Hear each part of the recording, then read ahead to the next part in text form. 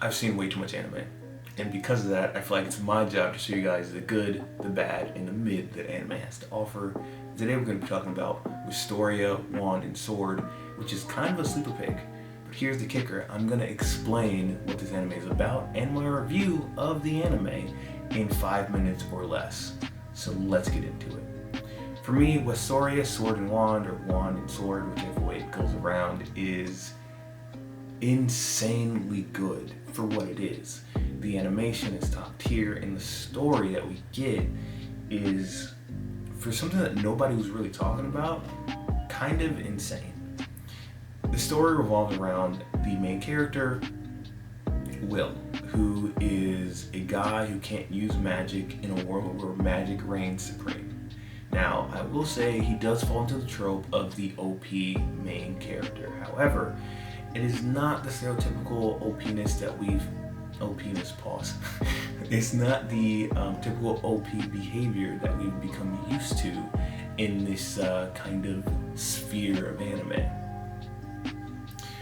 Will can only fight in close quarters combat. Obviously, the mages and the wizards, they have long range attacks with their wands, and that is seen as the superior form of combat in the world that Will lives in. In fact, there are this council of wizards who protect the sky from an enemy of above, which I guess in this universe they don't really talk about space, but these wizards are kind of protecting the sky, protecting the people that the sky shines down on,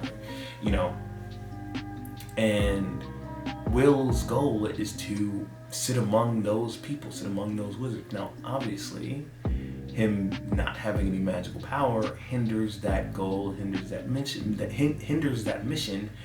and when you don't have powers, you're kind of seen as less than. So Will is bullied by his classmates and his peers, and the really interesting thing for me about the show is not a lot of people know how strong he is, but in the past where he's kind of shown his strength with his sword skills and his speed, he's been booed and belittled even more because they don't want somebody to be strong with a sword. They want you to be good at magic. So even though he's OP, he's still not popular, which is a very interesting situation because very rarely do we get a show where the main character is bullied and picked on, becomes OP, and then does not become popular. And a lot of these universes of anime that we see, the main character gets OP, he tries to hide it, gets found out, and then everybody wants to be his friend and blah blah blah. We kind of get a little bit of that in the beginning when it's first discovered, but for the most part, throughout this entire show, Will is still being picked on by numerous people, being told that he is less than, being told that he's unworthy. And the amount of times that he clutches up and he saves the day is mind-boggling for these people to still kind of count him out. And it's a interesting relationship you don't see in a lot of anime. That being said, this show is good up until the last 3 episodes.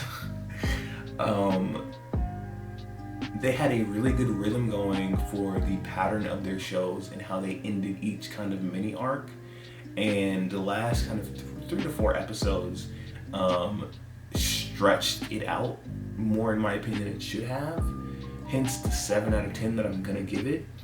But it's also, and I've said this before, I do think it has something to do with the fact that they were greenlit for a second season.